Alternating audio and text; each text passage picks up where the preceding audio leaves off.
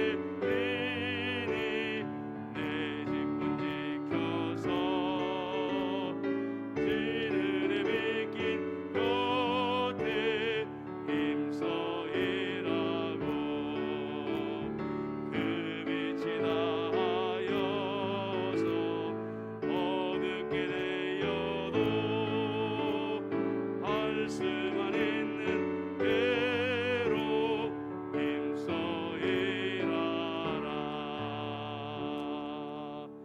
336장 찬송하겠습니다. 336장.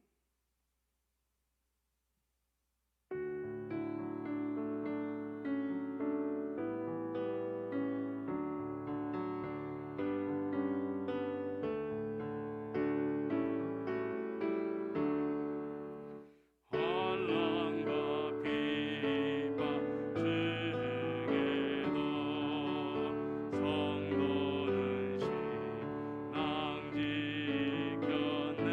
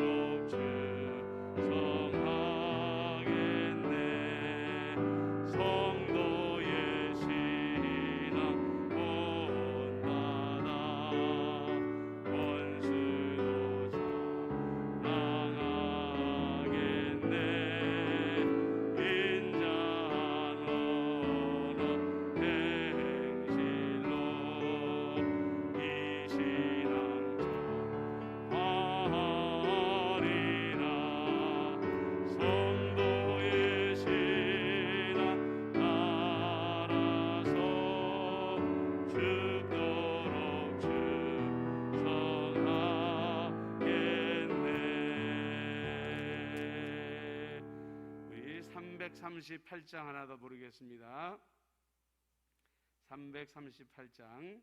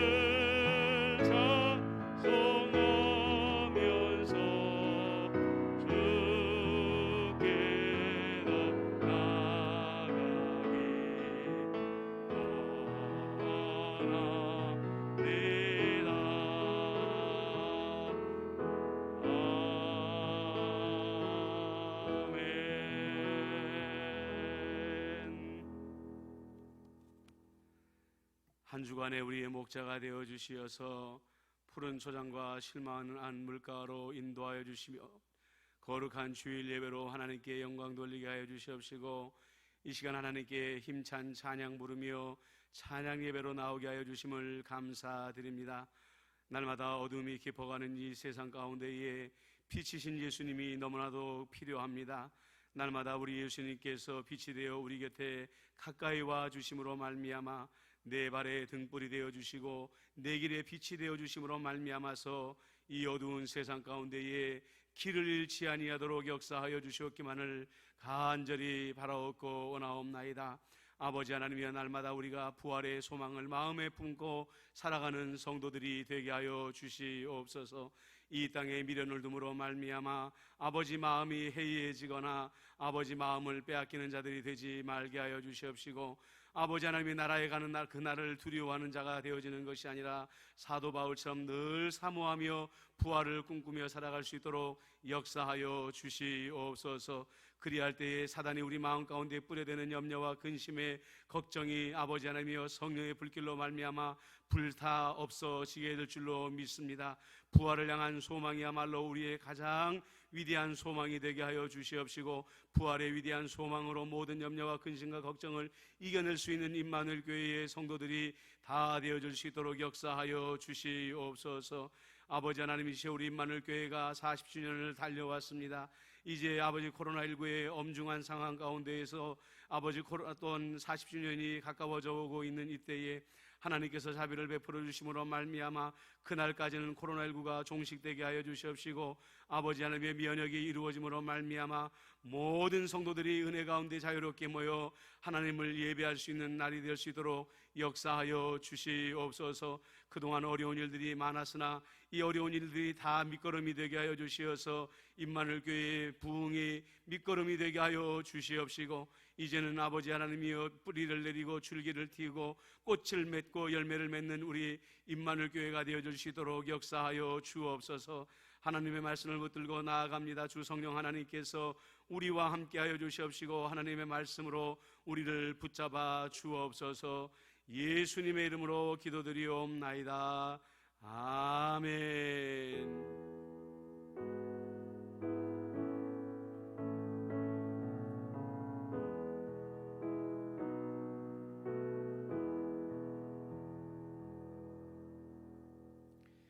우리 하나님의 말씀 창세기 말씀 보겠습니다.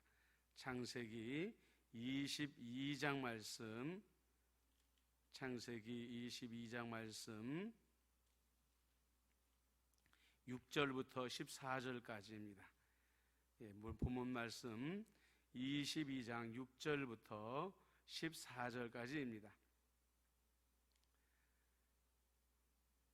아브라함이 이에 번제나무를 가져다가 그의 아들 이삭에게 지우고 자기는 불과 칼을 손에 들고 두 사람이 동행하더니 이삭이 그 아버지 아브라함에게 말하여 이르되 내 아버지여 하니 그가 이르되 내 아들아 내가 여기 있노라.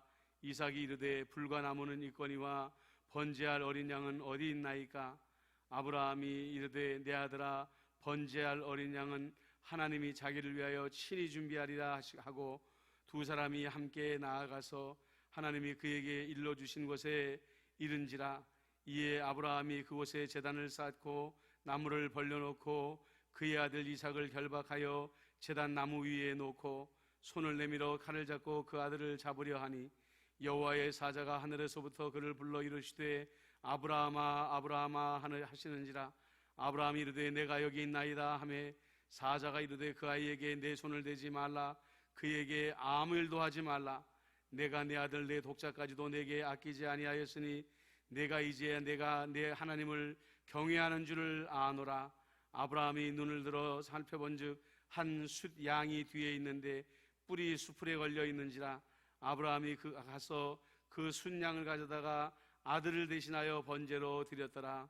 아브라함이 그 땅 이름을 여호와 이레라 하였으므로 오늘날까지 사람들이 이르기를 여호와의 산에서 준비되리라 하더라.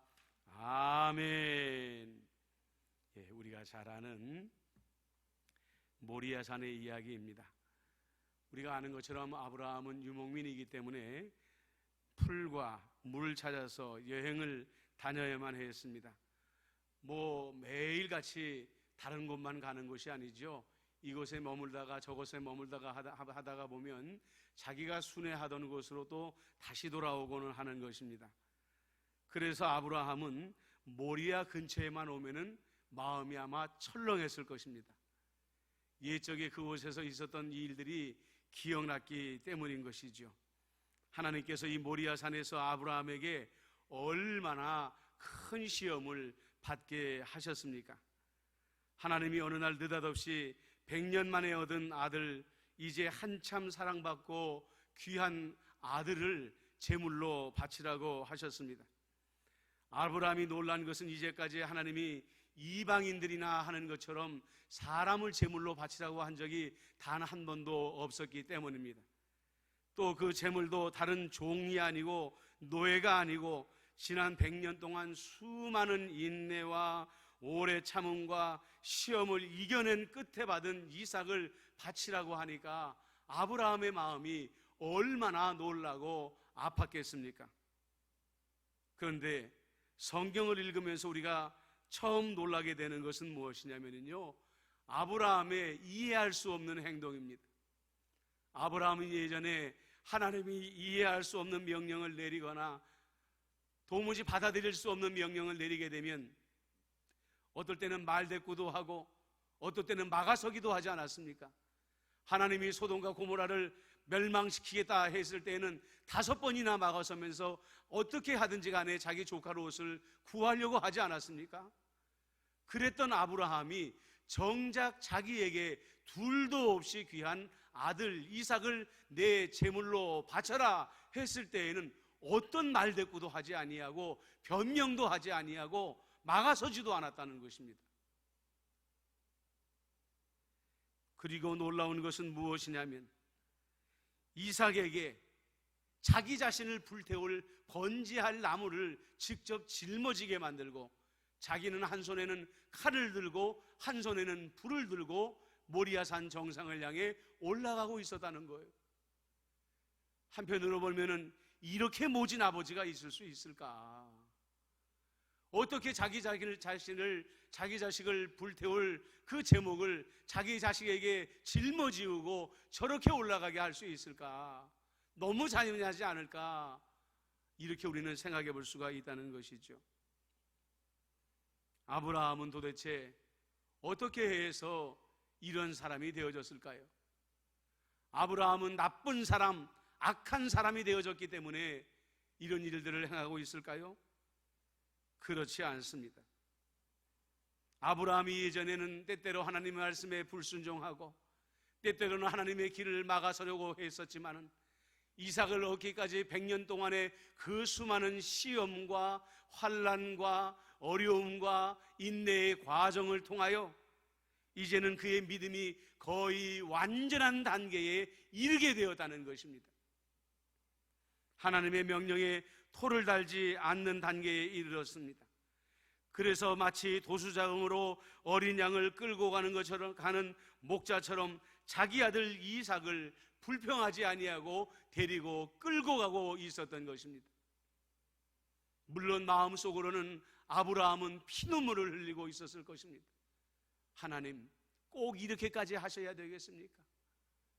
어떻게 얻은 아들인데 하필이면 하나님 내 아들 이삭을 하나님의 제물로 바치라고 하십니까? 그 아들을 어떻게 내 손으로 그 목숨을 끊으라고 말씀하십니까?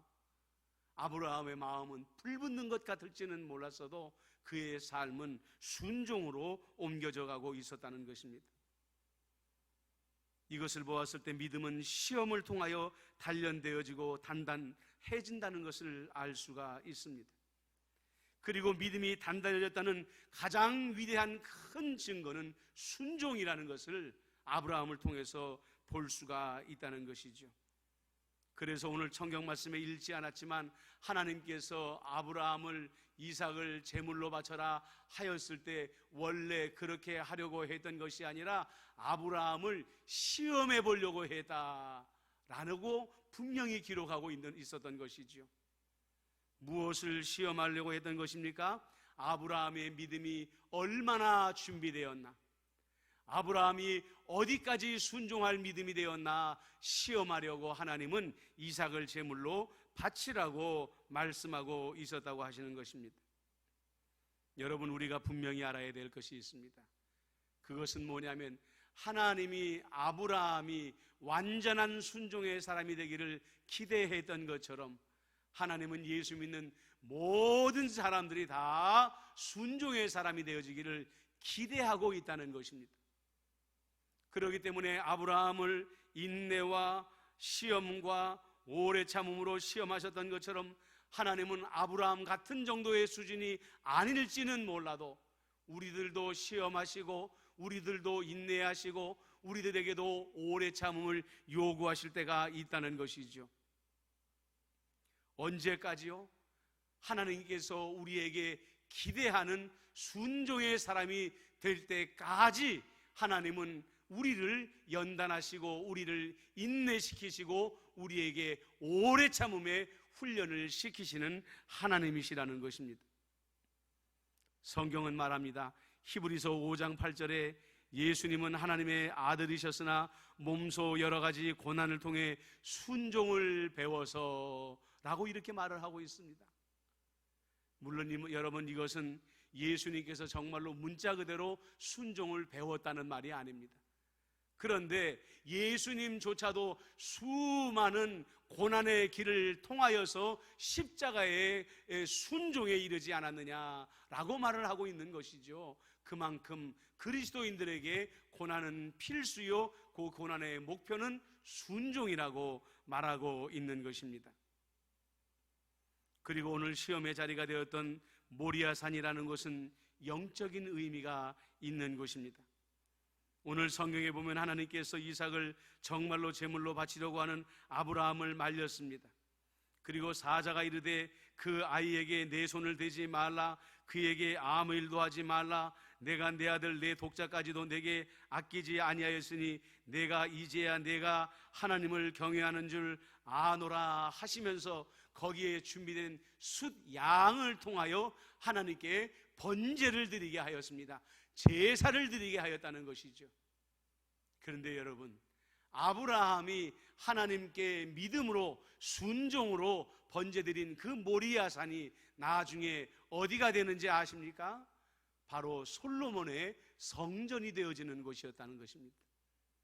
아브라함이 최고의 순종을 드린 곳, 아브라함이 최고의 순종의 제사를 드린 곳에 하나님의 성전이 세워졌다는 것이죠. 이것은 무엇을 말하는 것입니까?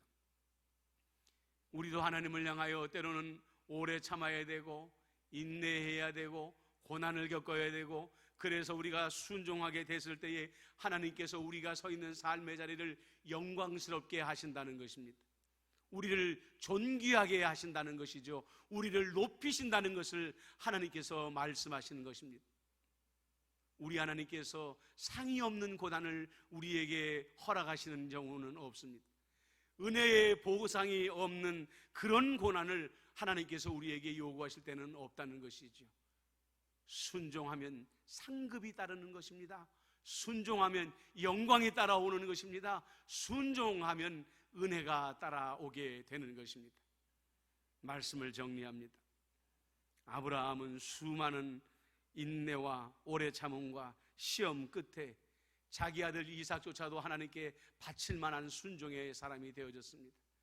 그리고 그가 그런 순종의 제사를 하나님께 드리게 되었을 때에 하나님께서 그 자리를 하나님의 성전으로 세우시는 영광을 허락하셨습니다. 여러분, 하나님은 예외 없이 우리 모두가 다 순종의 사람이 되어지기를 원하고 계십니다. 여러분들도 순종의 사람이 되어질 때에 하나님께서 여러분들에게 영광의 상급으로 갚아주실 줄로 믿습니다. 그러한 성도들이 되어주시기를 주님의 이름으로 축복합니다. 우리 찬송가 370장 찬송 하나 드리고 우리가 오늘 이런 말씀을 붙잡고 기도하고 나라와 민족을 위해서 기도하는 우리 시간 되도록 하겠습니다. 370장입니다. 물